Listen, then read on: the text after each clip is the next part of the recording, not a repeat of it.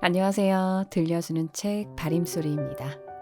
구독, 좋아요는 저에게 아주 큰 힘이 됩니다. 구독, 좋아요, 그리고 알림 설정까지 해주시면 정말 감사하겠습니다. 과거를 돌아보면 우울해지고, 현재를 생각하면 답답하고, 미래를 상상하면 불안한 사람들에게 알려주는 감정 사용법. 네, 이번에 소개할 책은 1500만 유럽인들의 멘토 안젤름 그린 신부의 감정학교입니다. 네, 이 책은 이혜인 수녀님과 베스트셀러 말그릇의 김윤나 작가가 강력 추천한 책이라고 하네요. 독일에서 태어난 저자 안젤름 그린은 현재 베네딕트회 수도원의 원장을 맡고 있으며 대학에서 철학과 신학을 전공했습니다. 신학에 융의 분석 심리학을 접목해 개인의 상처를 치유하고 가족이나 회사, 수도원에서 생기는 관계 갈등을 탁월하게 해결해서 유럽인들의 정신적 아버지이자 삶의 멘토로 불린다고 합니다. 네, 책의 구성은 감정학교라는 제목에 걸맞게 총 5개의 강의로 이루어져 있습니다. 첫 번째 강의, 타인으로 인한 불편한 감정들을 시작으로 마지막 강의, 나를 안정시키는 기분 좋은 감정들까지 총 48가지의 다양한 감정들을 소개하며 어떻게 감정을 다루는지 그 방법에 대해 설명하고 있습니다. 저자는 말합니다. 이 책을 읽고 나면 여러분은 자신의 감정을 새롭게 만나고 이를 통해 새로운 나를 발견하게 될 것이라고요. 어쩌면 감정에 관한 저자의 생각이 여러분의 경험과 꼭 일치하지 않을 수도 있다고 말합니다. 그럴 때는 여러분의 감정을 여러분의 언어로 표현해 보라는 일종의 초대라고 생각하며 책을 읽어달라고 하는 저자의 따스함이 느껴지는 감정학교.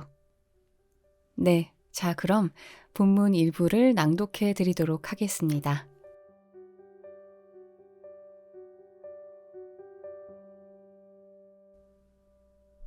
마음속 날뛰는 감정을 현명하게 길들이는 지혜.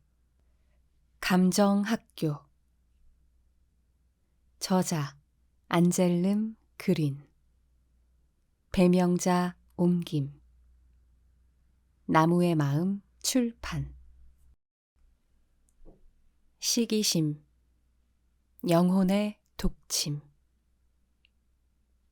다른 사람이 잘 되면 왠지 기분 나쁘고 어쩐지 나만 불리한 위치에 있는 것 같아 억울하며 남보다 적게 얻은 것 같아 화가 나고 다른 사람의 행복을 탐탁지 않아 하며 그들의 성공을 함께 기뻐하지 않는 마음. 이것이 시기심입니다. 시기심은 영혼의 독침이라 할 수 있습니다. 이는 우리의 영혼을 망가뜨리고 마비시킬 수 있으며 공격적이고 파괴적인 힘을 발휘하여 다른 사람에 대한 증오로 이어질 수 있습니다. 고대 로마 시인 오비디우스는 시기하는 사람이 밟은 풀은 그 자리에서 불타버린다라고 표현하기도 했습니다. 성경에서도 형 카인이 동생 아벨을 시기하여 살인을 저지른 일을 들어 시기심에 대해 언급하고 있습니다. 6세기 이후로 시기심은 7가지 죄악에 속했습니다. 4세기에 활동했던 수도자이자 작가이며 심리학자인 에바그리오스 폰티쿠스는 시기심을 정신적 격앙으로 분류했습니다.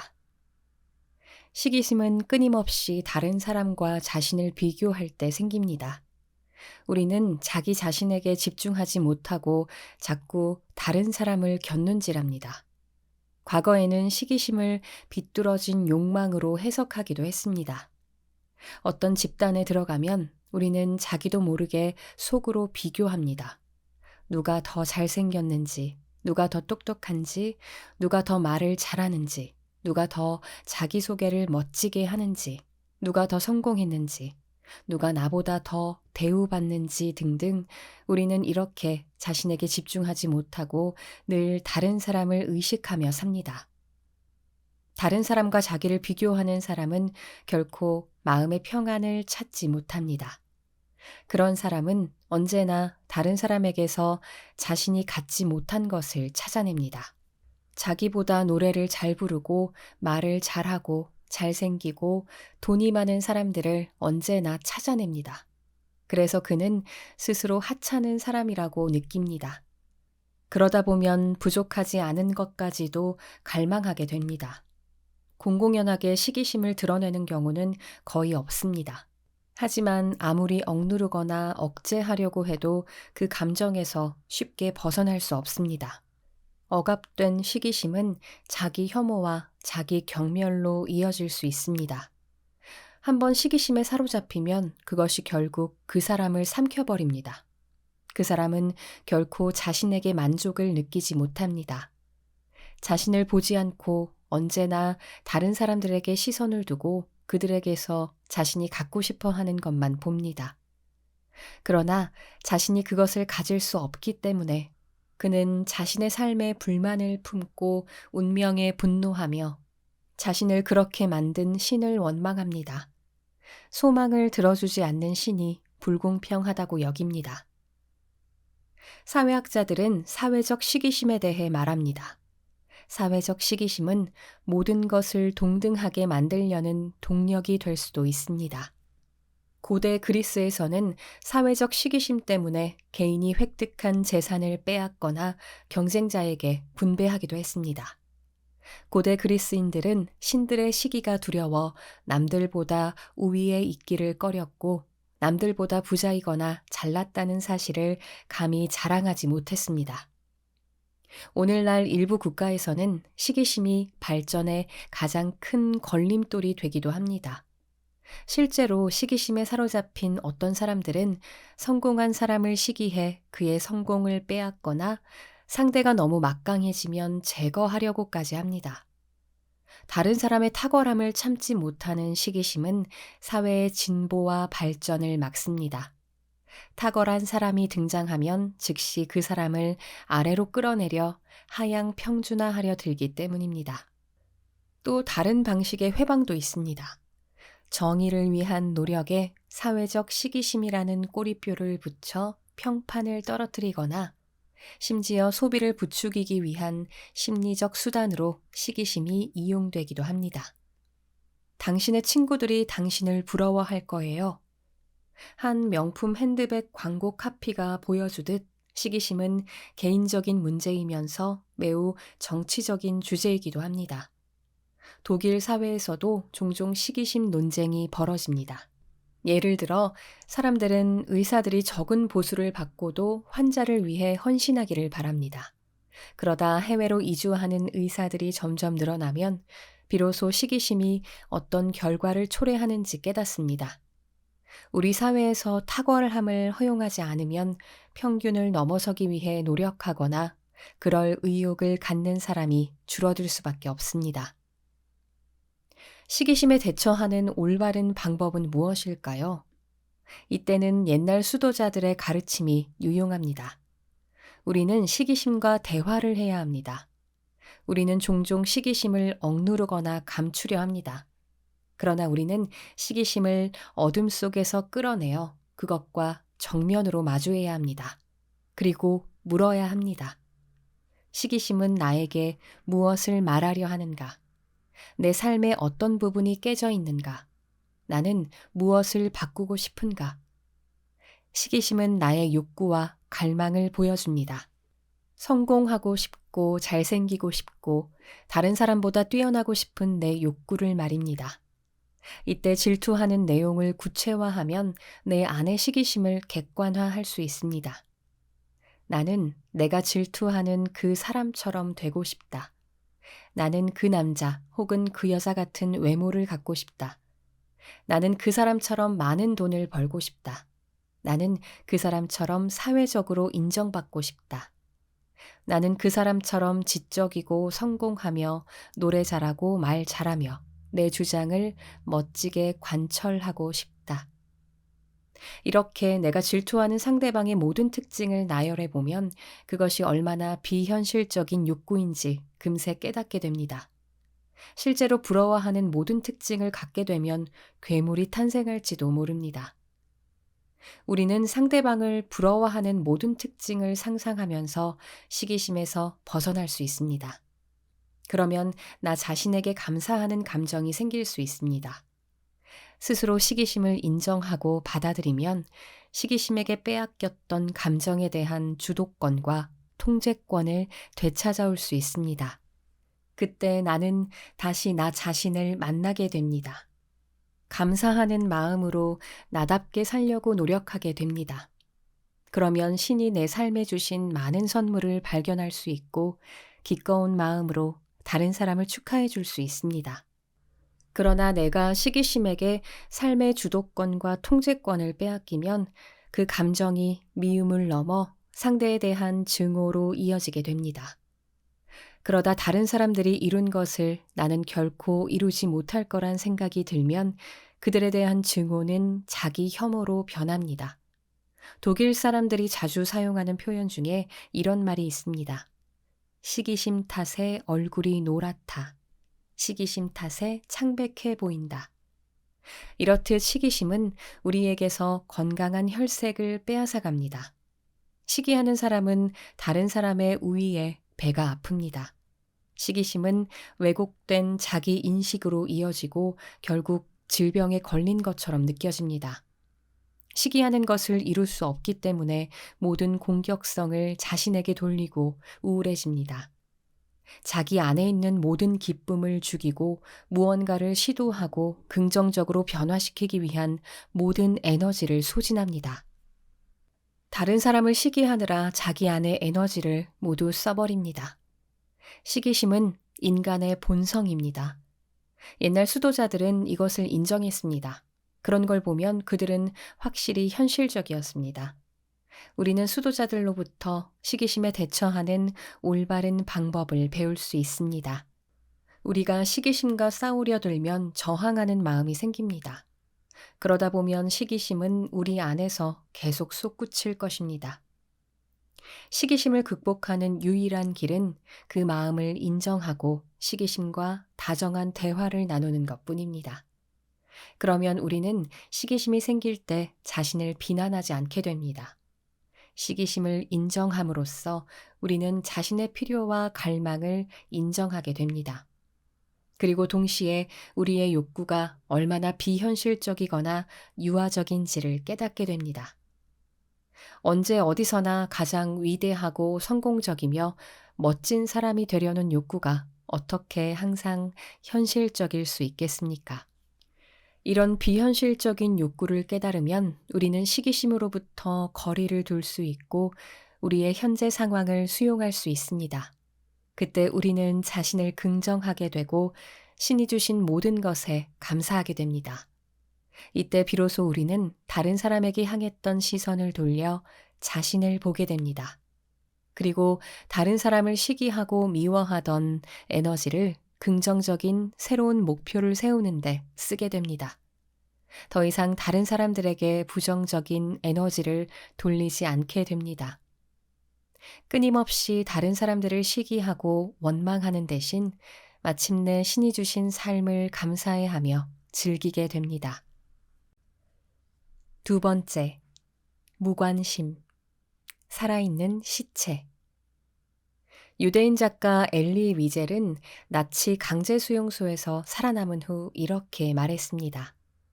사랑의 반대말은 증오가 아니라 무관심이다. 위젤에게 가장 충격적이었던 것은 인간적인 감정이라곤 전혀 느낄 수 없었던 사형 집행인의 무관심이었습니다. 그에게 무관심은 비인간성의 절정으로 느껴졌습니다. 모든 것에 무관심한 사람은 어떤 것에도 감정을 느끼지 못합니다. 이런 사람은 좋아하는 것도 없고 아무 것에도 흥미를 느끼지 못합니다. 결국 이런 사람은 무심한 구경꾼이 되어 스스로 고립시킵니다.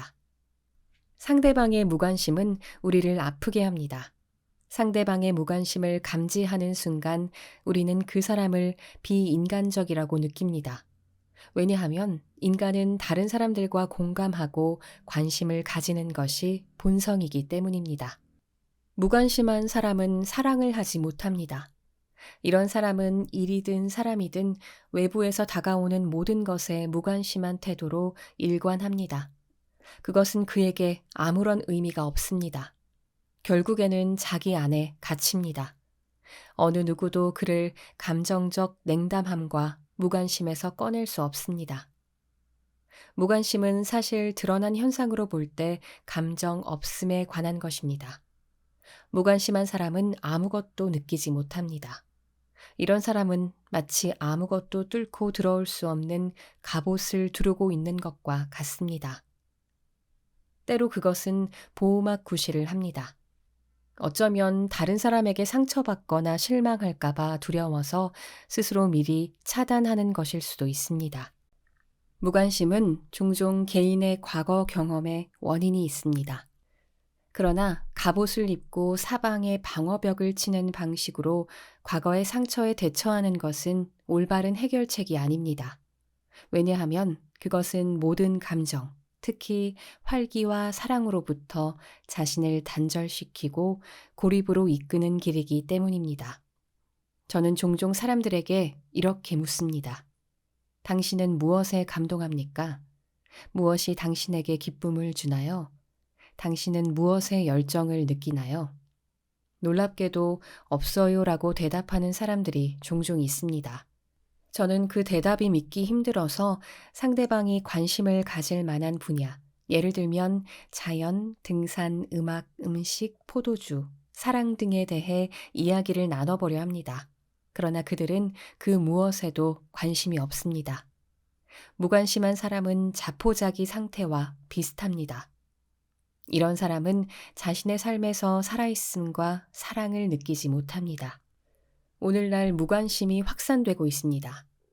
많은 사람들이 어떤 것에도 감정이 흔들리지 않고 쿨한 태도를 유지하는 사람이 멋지다고 생각합니다. 그러나 저는 그것이 정서적 빈곤을 나타낼 뿐이라고 생각합니다. 페루에서 1년 동안 가난한 사람들을 위한 프로젝트에 참여했던 한 여학생이 제게 해준 이야기가 있습니다. 프로젝트를 마치고 집에 돌아왔을 때 그녀는 친구들에게 그 경험에 대해 이야기를 들려주었습니다. 그러나 친구들은 아무런 관심을 보이지 않았습니다. 그저 날씨나 백화점 세일 얘기만 할 뿐이었습니다. 친구들의 무관심은 그녀에게 상처를 주었고 진정한 빈곤이 어디에 있는지를 잘 보여주었습니다. 오늘날 우리는 물질적인 빈곤이 아니라 감정적 빈곤을 겪고 있습니다. 탐욕, 끝없는 갈증. 불교에서는 탐욕을 모든 악의 뿌리로 여깁니다. 사람은 욕심 때문에 세속의 일에 집착합니다. 탐욕과 욕망에 사로잡혀 자유를 잃습니다. 사도 바오로가 제자 티모테오에게 보낸 첫째 서간에서도 이를 확인할 수 있습니다.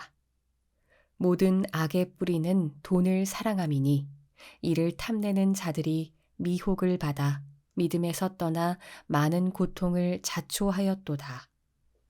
고대 그리스어에서는 필라르 귀리아는 돈에 대한 사랑이라는 뜻입니다.